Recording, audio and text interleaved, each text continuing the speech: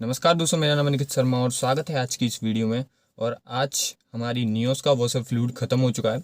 तो आज की वीडियो में हम यही बात करने वाले हैं कि वॉशर फ्लूइड को कैसे रिफ़िल करते हैं। और साथ ही साथ आज की वीडियो में मैं आपको बताऊंगा कि वॉशर फ्लूइड अगर ख़त्म हो जाए तो हमें क्या मिनरल वाटर यूज़ करना चाहिए, डिटर्जेंट यूज़ करना चाहिए या नहीं करना चाहिए, सोप सॉल्यूशन, हम जो साबुन है उसको घोल के पानी में कई बार वॉशर फ्लूइड के तौर पे यूज़ कर लेते हैं, तो उनको करना चाहिए या नहीं करना चाहिए उसकी भी आज की वीडियो में हम बात करेंगे। तो सबसे पहले मैं आपको बता देता हूँ कि वॉशर फ्लूइड अभी हमारी नियोस का जो है वो ख़त्म हो चुका है। तो अभी मैं आपको बताता हूँ की ऑन करके। तो ये मैंने ऑन कर दिया है। तो जैसे कि वाइपर पर इस जो कंट्रोल है वाइपर के, इस पर मैं टोटल वीडियो बना चुका हूँ पूरी कि कौन सा कैसे वाइपर यूज़ होता है। तो उसको तो वीडियो का लिंक मैं ऊपर आई बटन पे दे दूंगा। तो उसमें मैंने बताया कि वॉशर फ्लूइड को अपनी तरफ अगर हम पुल करें तो वॉशर फ्लूइड इसमें ऑन हो जाता है। तो जैसे ही मैं अगर अब करूँगा तो वॉशर फ्लूइड ख़त्म हो चुका है। तो आप देखेंगे कि सिर्फ वाइपर ही ऑन हो रहा है। यहाँ पे कहीं भी आपको वॉशर फ्लूइड नहीं दिख रहा विंडशील्ड पर आता हुआ। तो इसका मतलब वॉशर फ्लूइड हमारा ख़त्म हो चुका है। तो उसको हमें अब रिफ़िल करना है। तो सबसे पहले हमें आगे का जो बोनट है उसको ओपन करना पड़ेगा। तो उसके लिए ये आपको यहाँ पर एक स्विच दे रखा है, यहाँ पर आप देख पा रहे हैं। तो इसको हमें पुल कर देना है। ये मैंने पुल कर दिया तो हमारा जो आगे का बोनट है वो ओपन हो चुका है। तो आगे हम अभी वॉशर फ्लूइड को रिफ़िल करते हैं।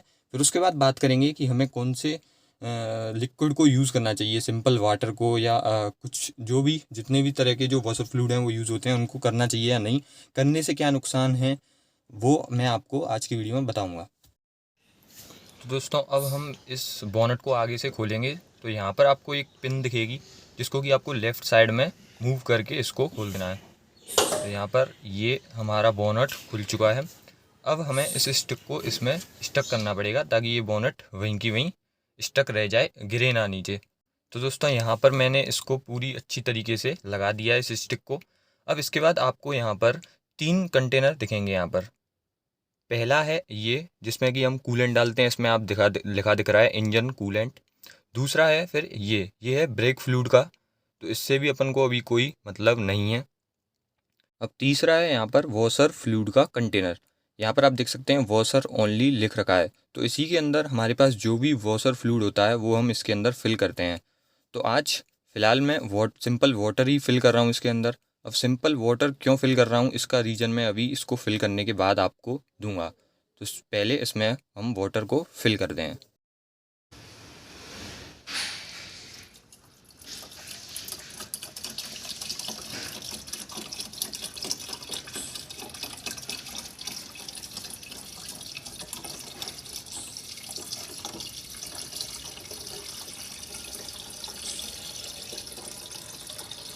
तो फ़िलहाल दोस्तों आप देख सकते हैं कि 1 लीटर की पूरी जो बोतल है वो इसके अंदर जा चुकी है। आने को इसमें और भी वॉशर फ्लूइड आ जाएगा, लेकिन फ़िलहाल हम इतना ही भर लेते हैं। अब इसको हम लगा देते हैं और इस बोनट को भी क्लोज़ कर देते हैं। उसके बाद मैं आपको चेक कराता हूँ कि वॉशर फ्लूइड अब विंडशील्ड पर आता है या नहीं। उसके बाद हम रीज़न की बात करेंगे कि कौन सा फ्लूइड हमें यूज़ करना चाहिए और कौन सा नहीं। तो चलिए, अब हमने जो वॉशर फ्लूइड है उसको कम्प्लीटली फिल कर लिया है। अब हम चेक करते हैं कि वॉशर फ्लूइड काम करता है। तो ये मैंने प्रेस किया, अभी थोड़ा सा इसमें टाइम लगता है आने में। अब देखो पूरा आ चुका है, क्योंकि जो पाइप जो होता है जो कि वॉशर फ्लूइड को कंटेनर से यहाँ तक लाता है वो भी कम्प्लीटली एम्प्टी हो चुका था। तो थोड़ा सा टाइम लेता है वो उसको लेने के लिए। अब देखिए कम्प्लीटली, अब दोबारा से मैं प्रेस करूँगा तो अच्छी तरीके से वो वॉशर फ्लूइड को यहाँ पर फेंकेगा। देखो यहाँ पे पूरी विंडशील्ड हमारी क्लियर हो चुकी है, आप देख सकते हैं पूरी। तो अब हम बात करते हैं कि मैंने सिंपल वाटर ही क्यों यूज़ किया। तो मैं आपको स्टेप बाय स्टेप एक बताते जाऊंगा कि कैसे क्यों मैंने सिंपल वाटर ही यूज़ किया। तो सबसे पहली जो प्रायोरिटी होती है वो तो यह होती है कि आपको कई बार ऑनलाइन भी देखे जाएंगे कि कई पाउच आती हैं जो कि आप 1 लीटर पानी में डालो और उसको अपने टैंक में भर दो वॉशर फ्लूइड वाले में, जो कि आपने अपनी कार की सर्विस के टाइम पर देखा होगा कि वो पूरा उसको एक सॉल्यूशन टाइप होता है उसको उसमें डालते हैं। और या फिर जो पूरा 5 लीटर का एक आता है वो 100-150 रुपये के आसपास, तो उसको आप भर लो, वो सबसे सही है। लेकिन अब वो आपके पास नहीं है वॉशर फ्लूइड सॉल्यूशन वाला, तो आपको अब दूसरे स्टेप पे सिंपल वाटर यूज़ क्यों करना चाहिए वो मैं आपको अब बताता हूँ। कि देखो फर्स्ट चीज़ है कि आप डिटर्जेंट यूज़ करें। तो सबसे पहले डिटर्जेंट में क्या दिक्कत है कि उसके अंदर स्मॉल स्मॉल छोटे छोटे से पार्टिकल्स होते हैं जो कि आपने देखे होंगे। तो वो अगर पूरी तरह घुल नहीं पाए तो वो दिक्कत क्या करते हैं कि जो पाइप होती है जिससे कि मोटर वॉशर फ्लूइड को खींच के विंडशील्ड तक लाती है, तो उसमें वो अगर फंसे रह गए तो वो उसको ब्लॉक कर सकते हैं। पहली दिक्कत तो ये।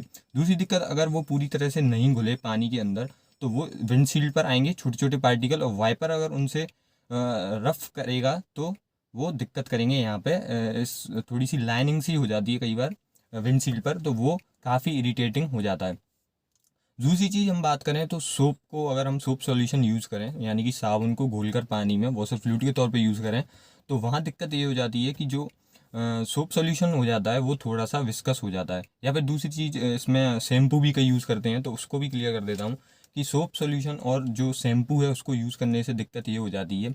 दो दिक्कतें इसमें। पहली तो ये कि जो फ्लूइड है वो विस्कस हो जाता है यानी कि थोड़ा सा गाढ़ा हो जाता है। उससे क्या दिक्कत आती है कि जो मोटर होती है उस पर पूरा लोड आता है।